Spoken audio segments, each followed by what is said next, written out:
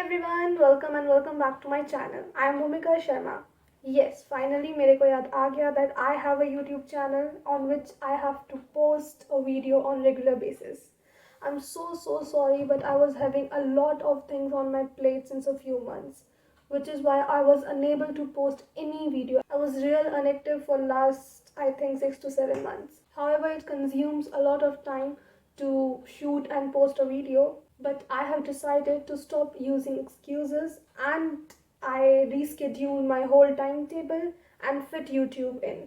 So here finally I am with a video in which I am going to explain the salient features of the Constitution to you all, which is the third chapter of your M. Laxmikant. So I'll be giving you the summary of this whole chapter in this video. So kindly watch the video till end. And if you like the video, then kindly like it and subscribe the channel. So without any further ado, let's get started. So first feature of the Constitution is it is the lengthiest written constitution. So before getting into the topic, let me explain you the difference between written constitution and unwritten constitution. So by unwritten constitution, it does not mean that the constitution is not in the written form. No, it is not like that. So basically you should know that the first written constitution was made by America. America had the first written constitution and British constitution is called unwritten constitution. Why is that it is known as unwritten constitution? Is it not written? Is it in minds or something? No, it's not like that. Basically, the British constitution is unwritten constitution because it is very flexible. It is very easy to change. It is based upon the custom, the norms, the traditions, so it keeps on changing. That's why it is known as the unwritten constitution. And the constitution which is not that likely to be changed so soon or so easily, that is known as the written constitution. So USA has the written constitution, the first written constitution, and India has the lengthiest written constitution. It is very lengthy. So why is that it is very lengthy? So first reason for that is the geographical reasons. India has a lot of area. It covers a lot of area of the world. So its geography is very large. So now look at the variety in India. Look at the race, caste in India. It is like very huge. So that's why, so on that basis, we have a very lengthy constitution. These are the geographical reasons. Now second comes, it is a common constitution for union and state. We do not have different and separate constitutions for our union and state. We have one common constitution for both of them. So this can be a reason why India has the lengthiest constitution.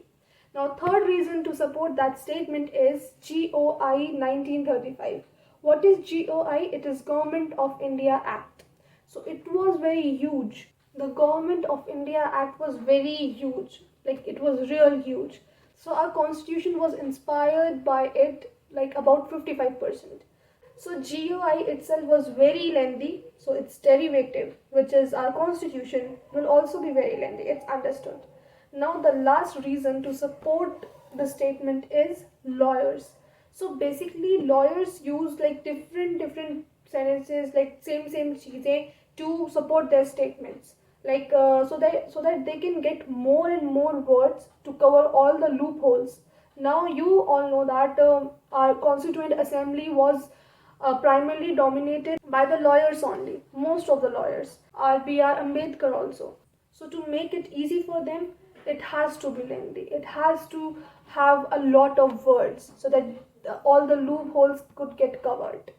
I hope the first feature of the Constitution is clear to you all. Moving towards the second feature of this Constitution, which says various sources. So our Indian Constitution was drawn from various sources. Now we cannot say it was copy of various sources. It was not. Dr. B.R. Ambedkar gave this statement that our constitution was ransacking of the constitutions. It was not copy, it was the ransacking of the constitutions. So it is inspired by a lot of constitutions, but we cannot call it a copy of all the constitutions. Because if we are getting good things, if we can get inspired from them and make a better thing for ourselves, so why not? Now the second source from which our constitution is drawn, it is the Government Act of India 1935. So I've already told you that our constitution was inspired by it, like about 55% of it. All right. Now this you all know that constitutions of America, Irish, Japan and Russia have inspired Indian constitution. Alright, I hope the second feature of the constitution is clear to you all. Now moving towards the third feature, which is our constitution is blend of rigidity and flexibility. Now what do you mean by rigidity and flexibility? A constitution which cannot be changed or get amended very easily, like very simply with a simple procedure, that constitution is known as rigid. And the constitution which can be amended or changed very easily like any other law, that constitution is known as the flexible constitution. So for example, the constitution of America is very rigid and the constitution of UK, the British constitution, is very flexible. Alright, now what about Indian constitution? It is blend of both, which is known as most moderate. Our constitution is most moderate, which means it is very rigid and very flexible at the same time. Like few of the things are rigid to be amended and rest of the things are flexible to be amended. Now I hope the third salient feature of the constitution is clear to you all. Now moving towards the fourth salient feature of this constitution, which is our constitution is federal with unitary bias. It is federal as well as unitary. Now how is that? Which part of our constitution is federal and which part of our constitution is unitary? Let me tell you. So basically our India has two governments, union and state, and it has bicameralism, which says two houses, the upper house, the lower house, Lok Sabha and Rajya Sabha. There is supremacy of written constitution in our country. Alright. There is division of power. The power sharing chapter which you all might have read in class 10th. The first chapter of pol science, power sharing. So there is division of power. If you don't know, let me tell you that the power is uniformly divided between the levels, between the organs of the government. Alright. And then we have the independent judiciary. We have three organs of our government, which is legislature, executive and judiciary. So we have independent judiciary, which does the justice work. And our constitution is quite rigid. Now all these features which I've just told you, it shows that our country is federal. It's federalism. All these features, they shows that our country follows federalism. Alright. And now how we can say that India is unitary? Like I have just told you a statement that our constitution is federal with unitary bias. So India has a strong center. It has single constitution. It has single citizenship. It has a governor. It has all India services. All these features, they just show that India is a unitary. Alright. I hope this feature is clear to you all. Moving towards the next feature, which says parliamentary form of government. So we all know that India has the parliamentary form of government. Now what does that mean? Let me tell you. Number one, presence of real and nominal executive. So India has real executive, which is president, and the nominal executive, which does all the regulating the laws work. So basically, what does nominal means? That all the things are being done under the name of the president. Alright. So it has the real executive and the nominal executive, which shows that it is a parliamentary form of government.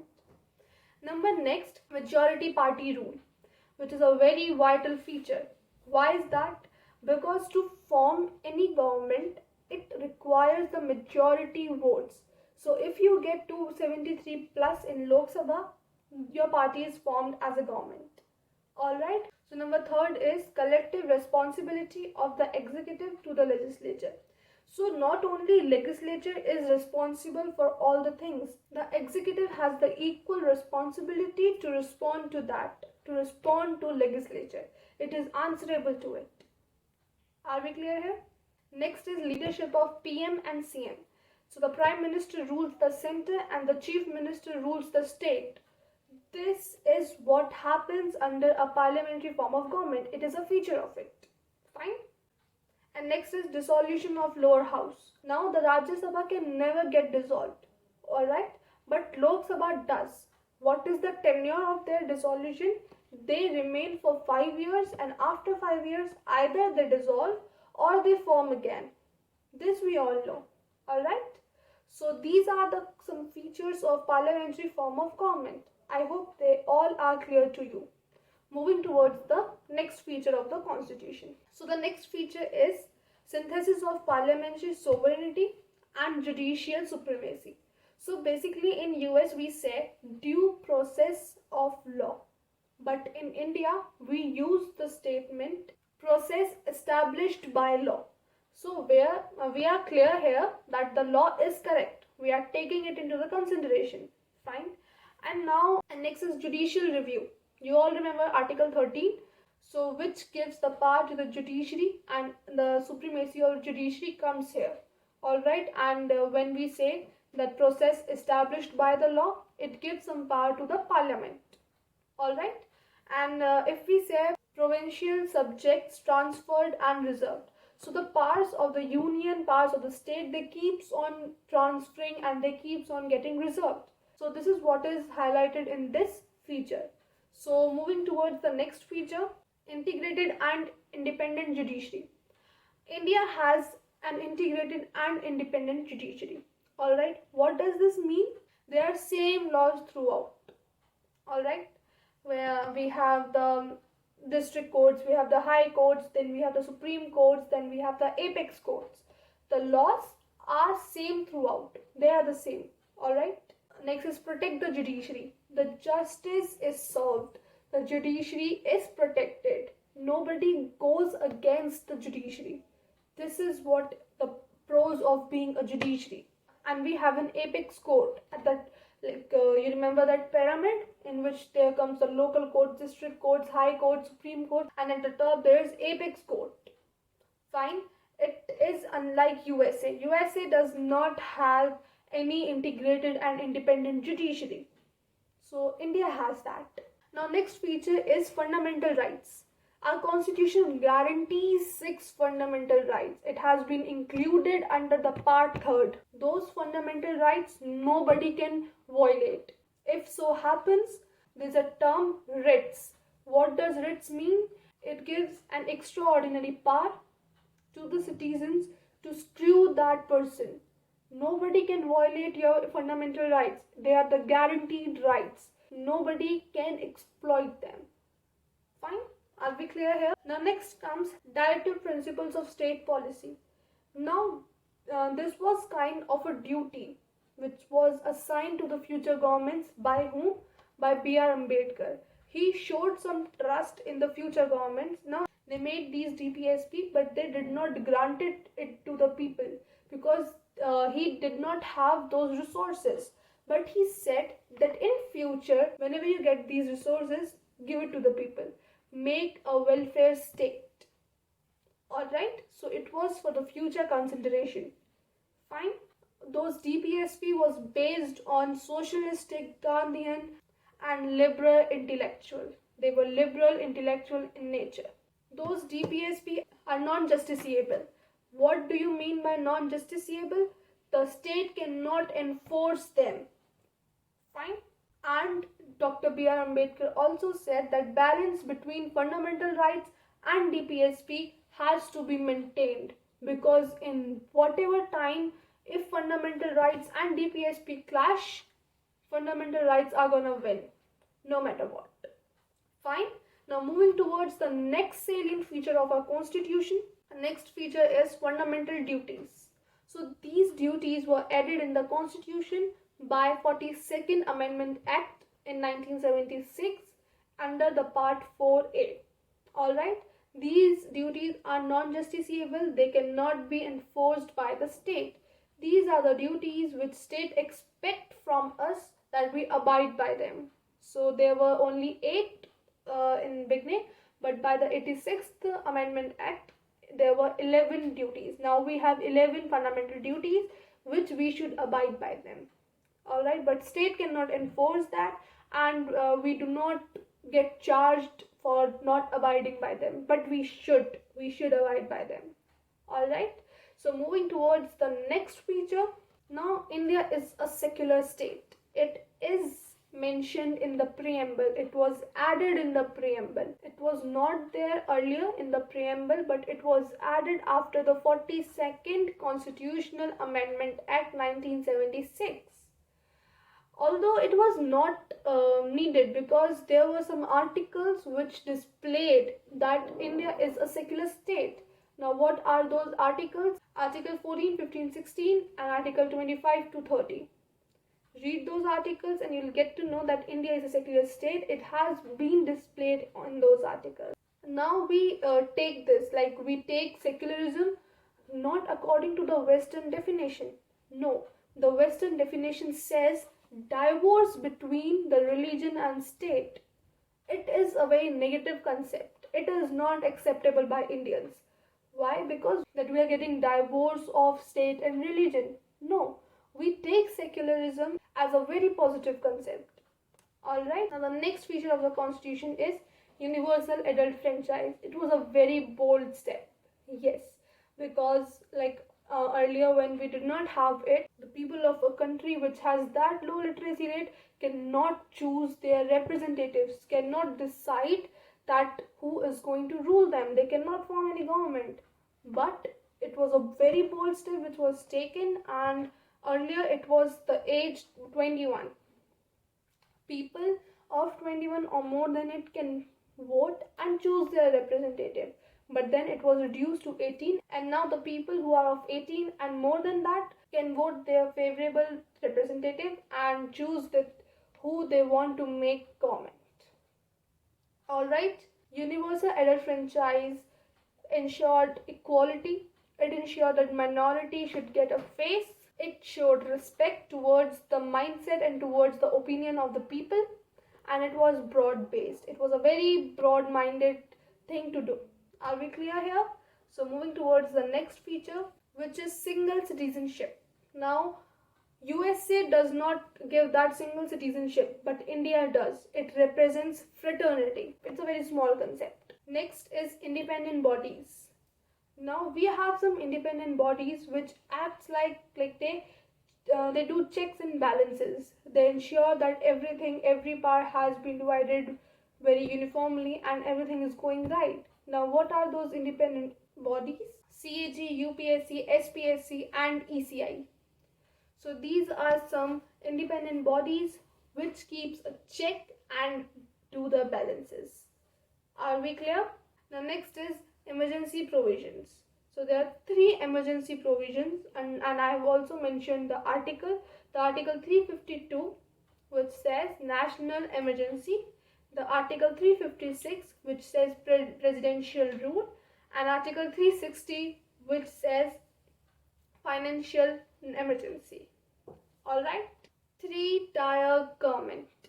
We had only 2-tier government earlier, union and the state, but 73rd and 74th Constitutional Amendment Act 1992 ensured that there should be 1-tier government also, which is union plus state plus local. Under local, we include Panchayati Raj and community government. Alright, we all know already that we have 3-tier government. So is it clear? So under 97th Constitutional Amendment Act of 2011, a system was made which ensured the protection of cooperative societies.